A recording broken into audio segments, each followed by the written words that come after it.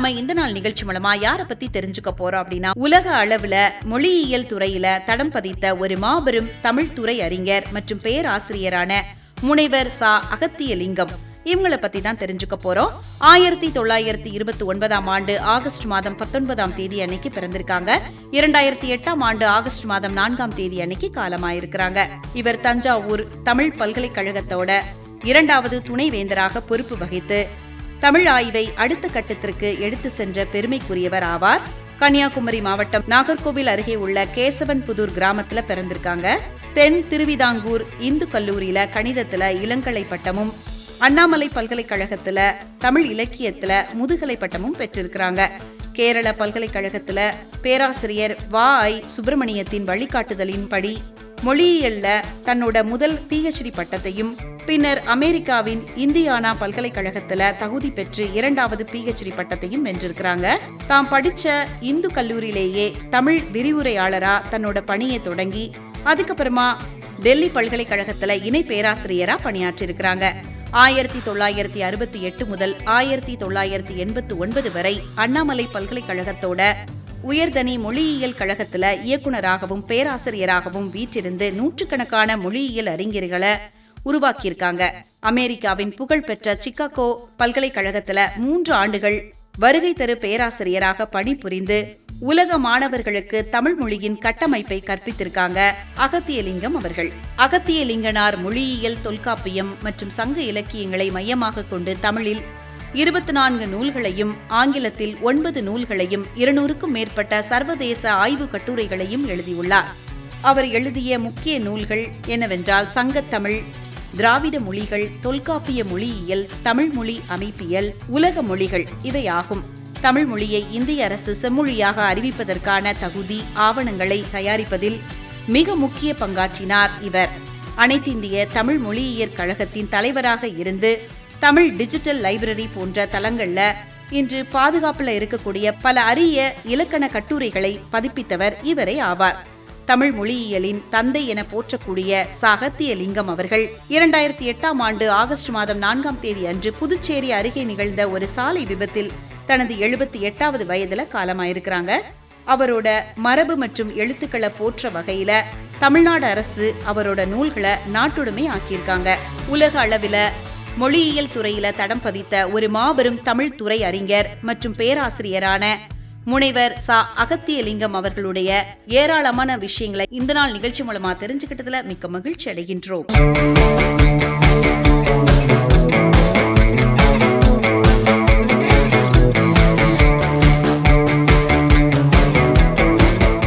இன்னைக்கு நாம இந்த நாள் நிகழ்ச்சி மூலமா இன்னைக்கு என்ன ஸ்பெஷல் அப்படிங்கறத பத்தி தெரிஞ்சுக்கலாமா?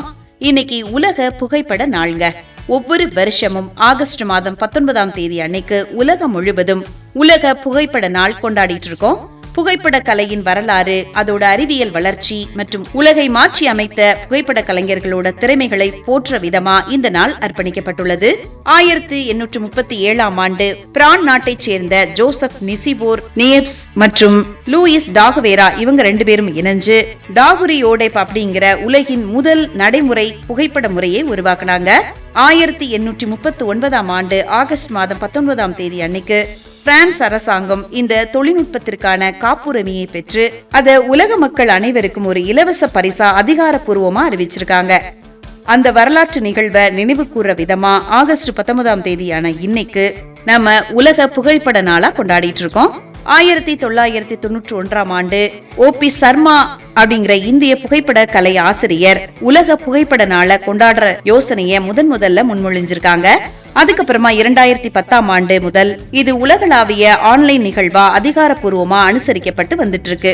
இந்த கொண்டாட்டத்தோட நோக்கம் என்ன அப்படின்னா, புகைப்பட கலையின் பின்னால் இருக்கக்கூடிய கலைத்திறன், தொழில்நுட்ப கைவினை மற்றும் அதோட அறிவியல் கூறுகளை பாராட்டுறது, மனித வரலாறு, கலாச்சாரம் மற்றும் சமூக மாற்றங்களை புகைப்படங்கள் எவ்வாறு ஆவணப்படுத்துது அப்படிங்கறத உணர்த்துறது, வளரும் புகைப்பட கலைஞர்களையும் மொபைல் மூலமா படம் பிடிக்கக்கூடிய பொதுமக்களையும் தங்களுடைய உலக பார்வையை ஒரு புகைப்படம் மூலமா வெளிப்படுத்த ஊக்குவிக்கிறது. இது எல்லாம் தான் இந்த நாளோட முக்கிய நோக்கமா கருதப்படுது. உலக புகைப்பட நாளை நம்ம எப்படிலாம் கொண்டாடிட்டு இருக்கோம் அப்படிங்கறத பத்தி தெரிஞ்சுக்கலாம். உலகெங்கிலும் உள்ள மக்கள் மற்றும் தொழில்முறை கலைஞர்கள் தாங்கள் எடுக்கக்கூடிய சிறந்த புகைப்படங்களை வேர்ல்டு போட்டோகிராஃபி டே மற்றும் வேர்ல்டு போட்டோகிராஃபி வீக் அப்படின்னு ஹேஷ்டாக்குகளை பயன்படுத்தி இணையத்துல பகிர்ந்து கொள்றாங்க. அதுக்கப்புறமா பல்வேறு நாடுகள் மற்றும் கல்வி நிறுவனங்கள்ல சிறப்பு புகைப்பட கண்காட்சிகள், பயில் அரங்குகள் மற்றும் போட்டிகள் நடத்தப்படுது. ஒவ்வொரு வருஷமும் எதனால நம்ம ஆகஸ்ட் 19ஆம் தேதி அன்னைக்கு உலக புகைப்பட நாளா கொண்டாடிட்டு இருக்கோம் அப்படிங்கிற நிறைய விஷயங்களை இன்னைக்கு நாம இந்த நாள் நிகழ்ச்சி மூலமா தெரிஞ்சுக்கிட்டதுல மிக்க மகிழ்ச்சி அடைகின்றோம்.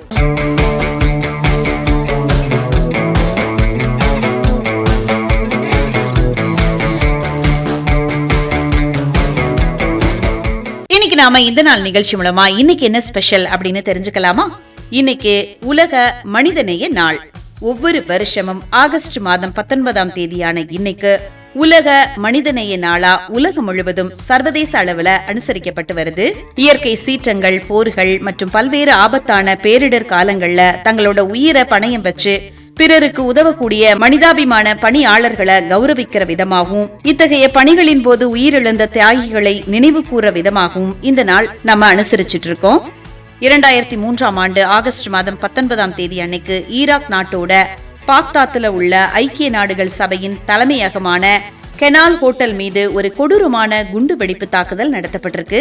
இந்த கொடூர தாக்குதல்ல ஐநா பொதுச் செயலாளரின் ஈராக்கிற்கான சிறப்பு தூதர் செர்ஜியோ வியராடி மெல்லோ உட்பட 22 மனிதாபிமான பணியாளர்கள் கொல்லப்பட்டிருக்காங்க. இந்த துயரமான சம்பவத்தின் நினைவாகவும் மனிதாபிமான பணிகளின் பாதுகாப்பை வலியுறுத்தவும் ஸ்வீடன் நாட்டோட பரிந்துரையின் பேரில் 2008ஆம் ஆண்டுல ஐக்கிய நாடுகள் பொது சபை ஆகஸ்ட் 19ஆம் தேதியை உலக மனிதநேய நாளா அதிகாரப்பூர்வமா அறிவிச்சிருக்காங்க. உலக மனிதநேய நாள் முதலா 2009ஆம் ஆண்டுல இருந்து இந்த நாள்ல கடைபிடிச்சிட்டு இருக்கோம். இந்த நாளோட முக்கிய நோக்கங்கள் என்ன அப்படின்னு பார்த்தோம்னா, எந்தவித எதிர்பார்ப்பும் இல்லாம உணவு, மருத்துவம் மற்றும் தங்கும் இடம் வழங்கி பாதிக்கப்பட்ட மக்களோட துயர் துடைக்கிற தன்னார்வலர்களையும் மீட்பு பணியாளர்களையும் பாராட்டுறது இந்த நாளோட முக்கிய நோக்கமா இருக்கு.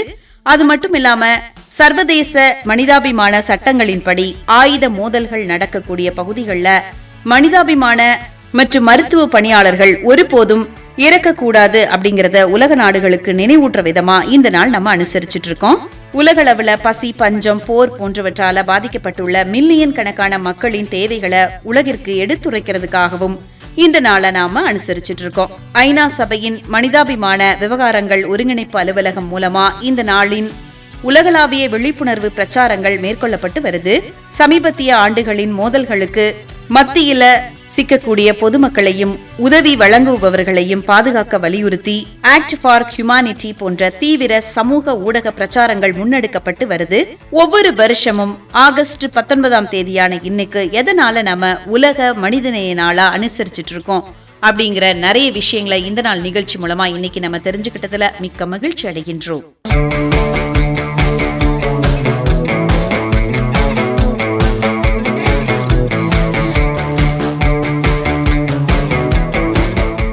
இப்ப நாம இந்த நாள் நிகழ்ச்சி மூலமா யார பத்தி தெரிஞ்சுக்க போறோம் அப்படின்னா, தமிழ்நாட்டை சேர்ந்த ஒரு மிக முக்கியமான மற்றும் செல்வாக்கு மிக்க இந்திய அரசியல்வாதியான ஜி.கே. மூப்பனார் அவங்கள பத்தி தான் தெரிஞ்சுக்க போறோம். 1931ஆம் ஆண்டு ஆகஸ்ட் மாதம் 19ஆம் தேதி அன்னைக்கு பிறந்திருக்காங்க. 2001ஆம் ஆண்டு ஆகஸ்ட் மாதம் 30ஆம் தேதி அன்னைக்கு காலமாயிருக்கிறாங்க ஜி.கே. மூப்பனார் அவர்கள். புதுக்கோட்டை மற்றும் தஞ்சாவூர் மாவட்ட பாரம்பரியத்தை பின்னணியா கொண்டவங்க ஜி.கே. மூப்பனார் அவர்கள். அகில இந்திய காங்கிரஸ் கட்சியின் பொதுச் செயலாளரா பல வருஷங்களா பணியாற்றிய இவங்க பின்னர் 1996ஆம் ஆண்டுல தமிழ் மாநில காங்கிரஸ் கட்சியை தோற்றுவித்திருக்காங்க. தஞ்சாவூர் மாவட்டத்தில் உள்ள கவிஸ்தலம் அப்படிங்கிற ஊர்ல ஒரு பெரிய நில பிரபுத்துவ மற்றும் பாரம்பரியமிக்க குடும்பத்துல பிறந்திருக்காங்க. பெருந்தலைவர் காமராஜரின் மிக நெருங்கிய சீடரா தன்னோட அரசியல் பயணத்தை தொடங்கியிருக்காங்க. காமராஜருக்கு பின்னாடி தமிழக காங்கிரசின் முக்கிய தூணா வழங்கியிருக்காங்க ஜி.கே. மூப்பனார் அவர்கள். இந்திரா காந்தி மற்றும் ராஜீவ் காந்தி ஆகிய இரு பிரதமர்களின் காலத்திலும் அகில இந்திய காங்கிரஸ் கட்சியின் பொதுச் செயலாளரா பொறுப்பு வகிச்சிருக்கிறாங்க. இந்தியாவின் பிரதமர்களை தேர்ந்தெடுப்பதிலும் தேசிய அளவிலான கூட்டணிகளை உருவாக்குறதிலும் மிக முக்கிய பங்காற்றியதால இவர் அரசியல்ல கிங் மேக்கர் அப்படின்னு அழைக்கப்பட்டிருக்காரு. ஜி.கே. மூப்பனார் அவர்கள் பல ஆண்டுகள் நாடாளுமன்ற மாநிலங்களவை உறுப்பினரா பணியாற்றியிருக்கிறாங்க. 1996ஆம் ஆண்டு பொது தேர்தலின் போது அன்றைய காங்கிரஸ் தலைமை தமிழகத்துல அஇஅதிமுகவோட கூட்டணி வைக்க முடிவு செஞ்சிருக்காங்க. இதை எதிர்த்து மூப்பனார் காங்கிரஸிலிருந்து பிரிஞ்சு தமிழ் மாநில காங்கிரஸ் அப்படிங்கிற புதிய கட்சியை தொடங்கியிருக்காங்க. 1996ஆம் ஆண்டு தேர்தல்ல திராவிட முன்னேற்ற கழகத்தோட கூட்டணி அமைச்சு தமிழகத்துல தமாக மிகப்பெரிய வெற்றியை பெற்றிருக்கு. இக்கூட்டணி மத்தியில ஐக்கிய முன்னணி அரசு அமையவும் வழிவகுத்திருக்கு. மிக வசதியான குடும்ப பின்னணியை கொண்டிருந்த போதிலும் கதர் ஆடை அணிஞ்சு எளிமையான வாழ்க்கையை வாழ்ந்திருக்காங்க ஜி.கே. மூப்பனார் அவர்கள்.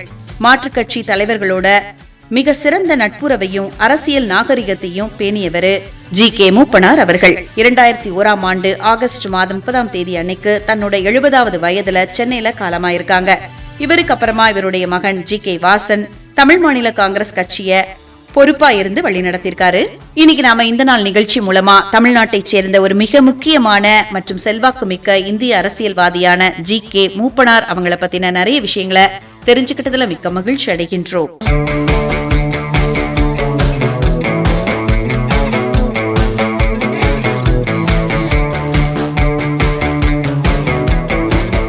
இப்ப நாம இந்த நாள் நிகழ்ச்சி மூலமா யாரு இன்னைக்கு அவங்களோட பிறந்த நாளை சந்தோஷமா கொண்டாடிட்டு இருக்காங்க அப்படிங்கறத பத்தி தெரிஞ்சுக்கலாம். 1990களின் பிற்பகுதியில தமிழ் சினிமாவில மிகவும் பிரபலமான மற்றும் முன்னணி இந்திய திரைப்பட நடிகையான சுவலட்சுமி அவங்க தான் இன்னைக்கு அவங்களோட பிறந்த நாளை சந்தோஷமா கொண்டாடிட்டு இருக்காங்க. 1977ஆம் ஆண்டு ஆகஸ்ட் மாதம் 19ஆம் தேதி அன்னைக்கு பிறந்திருக்காங்க. இந்த நாள் நிகழ்ச்சி மூலமா சுவலட்சுமி அவங்களுக்கு இனிய பிறந்த நாள் நல்வாழ்த்துக்களை சொல்லிக்கலாம். கொல்கத்தாவை சேர்ந்த இவங்க தன்னோட குடும்ப பாங்கான தோற்றத்தாலும் யதார்த்தமான நடிப்பினாலும் தமிழ் ரசிகர்கள் கிட்ட நீங்காத இடம் பிடிச்சாங்க அப்படின்னு சொல்லலாம். 1995ஆம் ஆண்டு வசந்த் இயக்கத்துல மணிரத்னம் தயாரிப்புல வெளியான ஆசை திரைப்படம் மூலமா தமிழ் சினிமாவில கதாநாயகியா அறிமுகமாயிருக்கிறாங்க சுவலட்சுமி அவர்கள். அஜித் குமாருக்கு ஜோடியா யமுனா அப்படிங்கிற கதாபாத்திரத்துல நடிச்ச இவருடைய எளிய மற்றும் கள்ளமில்லாத நடிப்பு மிகப்பெரிய அளவுல பாராட்டப்பட்டு படம் பாக்ஸ் ஆபீஸ்ல சாதனை படைச்சது அப்படின்னு சொல்லலாம். இவங்க நடிச்ச மறக்க முடியாத முக்கியமான திரைப்படங்கள் அப்படின்னு பார்த்தோம்னா கார்த்திகோட இணைஞ்சு நடிச்ச கோகுலத்தில் சீதை அப்படிங்கிற படம் இவருக்கு பெரும் புகழ தேடி தந்துச்சு அப்படின்னு சொல்லலாம். அதே மாதிரி விஜய்க்கு ஜோடியா நடிச்ச இளைஞர்கள் மத்தியில மிகப்பெரிய வரவேற்பை பெற்ற காவிய திரைப்படம் லவ் டுடே அப்படிங்கிற படம். அதே மாதிரி விஜயோட மீண்டும் இணைஞ்சு நடிச்ச மற்றொரு காதல் காவியம் தான் நிலாவே வா அப்படிங்கிற படம். பார்த்திபன் மற்றும் அஜித் ஆகியோரோட இணைஞ்சு நடிச்ச நீ வருவா என அப்படிங்கிற திரைப்படம் இவருடைய நடிப்பு திறனுக்கு சான்றா அமைஞ்சது அப்படின்னு சொல்லலாம்.